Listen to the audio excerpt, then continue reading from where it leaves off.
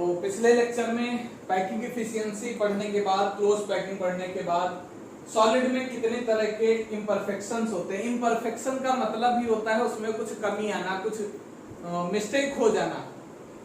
इसको पढ़ने से पहले एक बात आपको बता दूं, चैप्टर को अच्छे से रीड कर लीजिए, अच्छे से समझ लीजिए, क्योंकि अगले वीक में आपको लाइव सेशन मिलने वाला है। उसकी जानकारी आपको फेसबुक के थ्रू, व्हाट्सएप स्टेटस के थ्रू, ग्रुप में मिलती रहेगी। टाइम बता दिया जाएगा, उस समय आप लाइव जरूर आइएगा। लाइव सेशन में आपको सारी कंफ्यूजन आपकी दूर की जाएगी। अभी तो हम वीडियो सिर्फ आपको बना के दे रहे हैं, आप पढ़ रहे हो, आपकी कुछ कहीं ना कहीं कुछ ना कुछ कंफ्यूजन जरूर अराइज हो रही होगी। तो इम्परफेक्शन इन सॉलिड पे आते हैं, देर न करते हुए। इम्परफेक्शन इन सॉलिड का मतलब क्या हो गया? कुछ इम्प्योरिटीज, सॉलिड में आने वाली इम्प्योरिटीज को हमें यहाँ पे पढ़ना है। ठीक, तो पढ़ते हैं कौन कौन सी इम्प्योरिटीज, किस किस तरह की इम्प्योरिटीज हमारे सॉलिड में आएंगी। जनरली दो तरह की इम्प्योरिटीज, दो तरह के इम्परफेक्शन हमारे सॉलिड में दिखाई पड़ते हैं। एक दिखाई पड़ेगा आपको पॉइंट डिफेक्ट और एक दिखाई पड़ेगा line defect. Point defect, line defect, नाम से दो चीजें समझ आ रही हैं। जैसे पूरे क्लास में बच्चे भर के बैठे हैं, 50 बच्चे क्लास में बैठे हैं और टीचर क्लास में पढ़ा रहा है। पूरे क्लास में कहीं कोई एक बच्चा डिस्टरबेंस क्रिएट कर रहा है, कहीं कोई एक student, that means it is point defect. एक पर्टिकुलर स्टूडेंट डिस्टरबेंस क्रिएट कर रहा है। लेकिन अगर वही डिस्टरबेंस क्लास की एक रो, एक पूरी बेंच क्रिएट करना शुरू कर दे तो क्या कहेंगे? Line defect. पूरी की पूरी रो डिफेक्टेड हो गई। इसी पे पढ़ते हैं। पहला टॉपिक है पॉइंट डिफेक्ट। ये आपको दिख रहा है, एक सॉलिड है, उस सॉलिड में देखिए एक पॉइंट पे कहीं डिफेक्ट आ गया। पूरा रेड था, किसी एक जगह येलो हो गया। इसका मतलब इसमें कौन सा डिफेक्ट आ गया? Point defect. बहुत क्लियरली डायग्राम से ही समझ में आ जा रहा है। अगर हम बात करें लाइन डिफेक्ट की, लाइन डिफेक्ट में आप देखेंगे पूरी की पूरी एक रो बिगड़ जाएगी। सारी रेड थी, अभी देखिए पूरी की पूरी एक रो येलो हो जाएगी। इससे पता चलता है कि पॉइंट डिफेक्ट पूरे सॉलिड के किसी एक पॉइंट पे होगा और पूरी रो में अगर होता है तो उसे क्या कहेंगे? Line defect. पॉइंट डिफेक्ट के फर्दर टाइप्स होते हैं। 3 टाइप में पॉइंट डिफेक्ट हमको पढ़ना। एक स्टोइकियोमेट्रिक डिफेक्ट, दूसरा इम्प्योरिटी डिफेक्ट और तीसरा नॉन स्टोइकियोमेट्रिक डिफेक्ट। 11th में स्टोइकियोमेट्री ऑफ रिएक्शंस पढ़ते थे, उसी से कुछ मिलता जुलता लग रहा है। देर नहीं करेंगे, आगे बढ़ेंगे। 12th है, समय नहीं खराब करना। स्टोइकियोमेट्रिक डिफेक्ट को हम इंट्रिंसिक डिफेक्ट भी कहते हैं या थर्मोडायनेमिक डिफेक्ट भी कहते हैं, क्योंकि ये डिफेक्ट टेम्परेचर से अराइज होता है, टेम्परेचर बढ़ाने पे भी अराइज होता है, इसलिए इसको एक नाम थर्मोडायनेमिक डिफेक्ट भी कहते हैं। स्टोइकियोमेट्रिक डिफेक्ट का मतलब होता है कि इनकी स्टोइकियोमेट्री डिस्टर्ब ना हो। स्टोइकियोमेट्री क्या है? हम कैलकुलेट करते थे number of particles, number of atoms that are participated in any reaction. किसी रिएक्शन में पार्टिसिपेट होने वाले किसी भी रिएक्शन में पार्टिसिपेट होने वाले एटम्स के नंबर को कैलकुलेट करना स्टोइकियोमेट्री कहलाता था।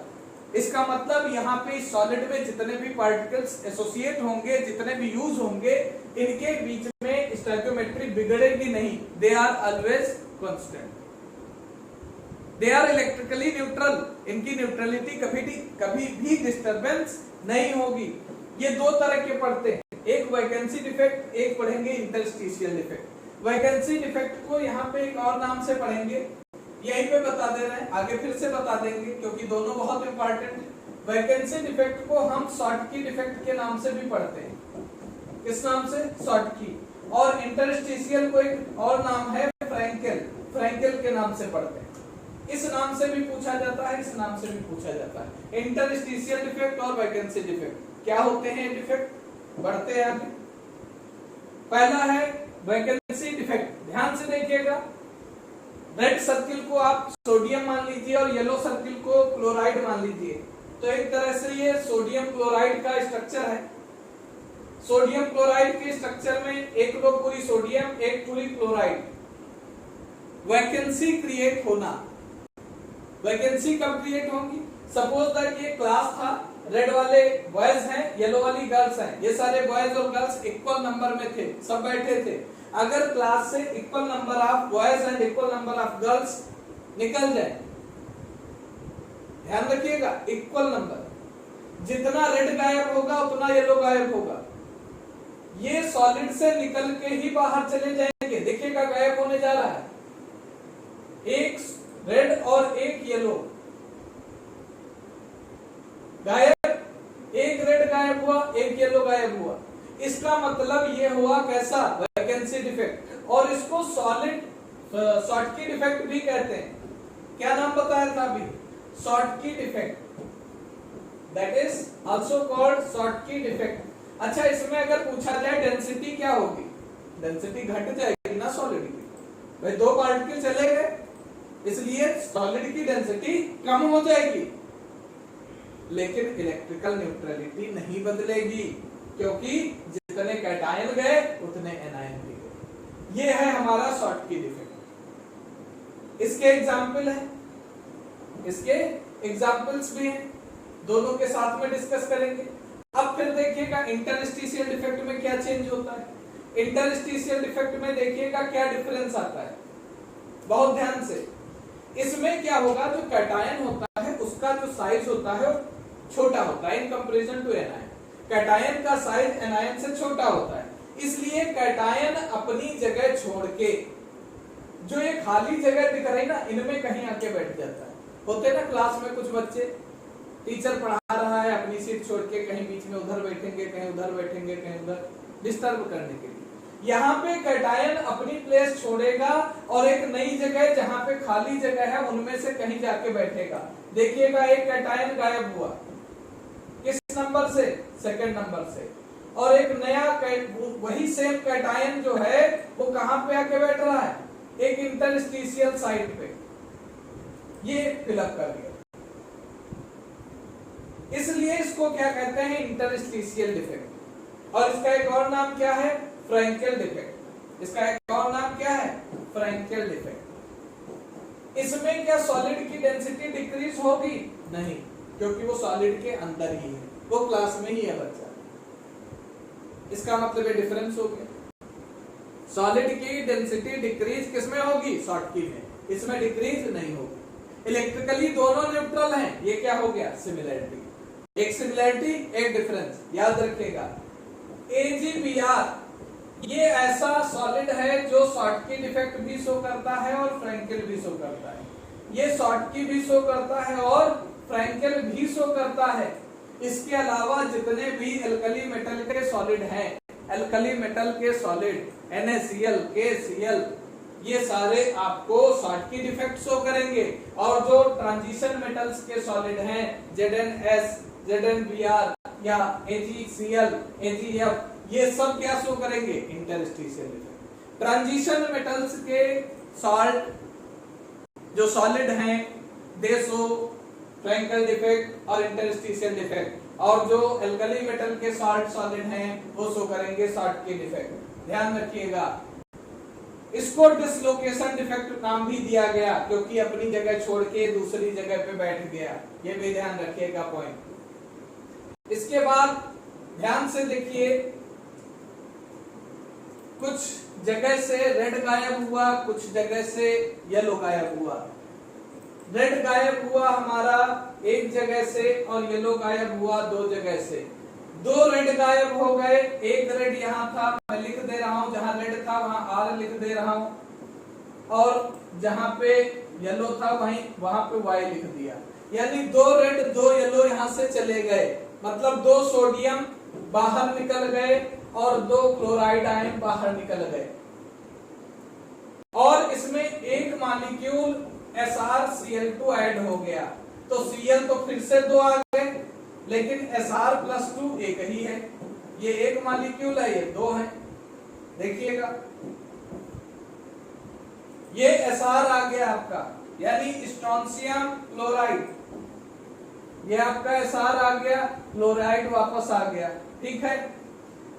तो अब क्या दिक्कत हुई, एक ये खाली जगह छूट गई, इससे पहले दो खाली जगह छूटी थी, दो रेड की दो येलो की। अब एक स्ट्रोंशियम, इसके पास वैलेंसी +2 थी, सोडियम के पास वैलेंसी +1 थी, 2 सोडियम निकले तो इसके चार्ज को एक स्ट्रोंशियम ने बैलेंस कर दिया, लेकिन एक जगह खाली रह गई। अगर कैटायन के मूव कर जाने से कोई जगह खाली हो जाती है तो उसको होल कहते हैं। उसको क्या कहेंगे? होल, फ्री स्पेस है एक तरह का। और अगर कोई एनायन मूव करता है और उसकी जगह खाली होती है और वो जगह इलेक्ट्रॉन आकर ऑक्युपाई कर ले, अगर कहीं से कोई एनायन निकल के जाता है और उस एनायन के निकलने के बाद जो खाली स्पेस है उस स्पेस को इलेक्ट्रॉन ऑक्युपाई कर ले, आकर फिल कर ले, तो उसे कहा जाता है एफ सेंटर। क्या कहा जाएगा? F centre. ये बात ध्यान रखिएगा। इसमें क्या हुआ? NaCl में स्ट्रोंशियम क्लोराइड मिक्स हुआ, इसलिए इसका नाम रखा गया इम्प्योरिटी डिफेक्ट। अगर जस्ट डबल वैलेंसी का कोई सॉलिड है तो यहाँ पे equal number of vacant space, equal number of holes generate होंगे। जितने मोल SrCl2 ऐड होगा सोडियम क्लोराइड में, उतने मोल होल्स जनरेट होंगे। ये ध्यान रखिएगा, इस पे क्वेश्चन न्यूमेरिकल बनता है।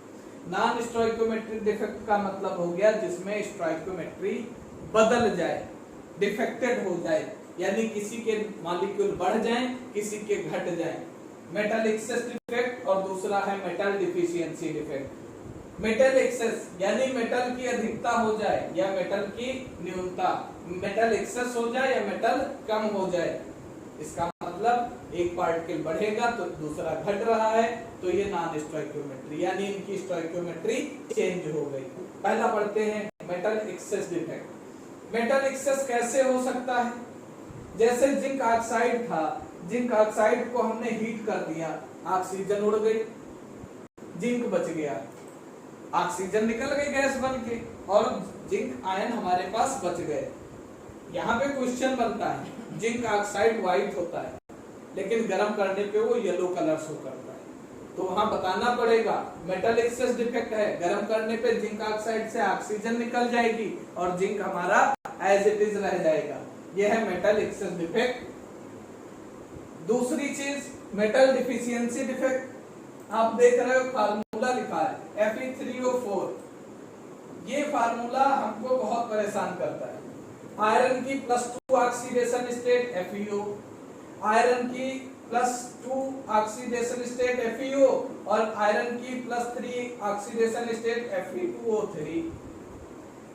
अब ये फार्मूला ना तो इस पे बेस्ड है ना इस पे बेस्ड है, इन दोनों को मिक्स कर दो तो ये फार्मूला। इसका मतलब यहाँ पे जो Fe है इसमें 2 ऑक्सीडेशन स्टेट है, Fe+2 भी है और Fe+3 भी है। और ये परसेंटेज अलग अलग कैलकुलेट करने के लिए NCERT में क्वेश्चन दिया है और पूछा भी बहुत जाता है। ये हम जब क्वेश्चन करेंगे तो आपको बताते चलेंगे। यहाँ पे क्या बताना है हमको? इसका फार्मूला कुछ ऐसे बनता है 0.96 ऑक्सीजन 1.00। भाई अगर इसको 4 से डिवाइड करो, इसको डिवाइड करो तो फार्मूला फ्रैक्शन में आ जाएगा। यहाँ पे मेटल क्या है? कम, नॉन मेटल से, इसलिए इसको नाम दिया गया मेटल डिफिशियंसी डिफेक्ट। इस तरह के फार्मूले पे भी न्यूमेरिकल आपको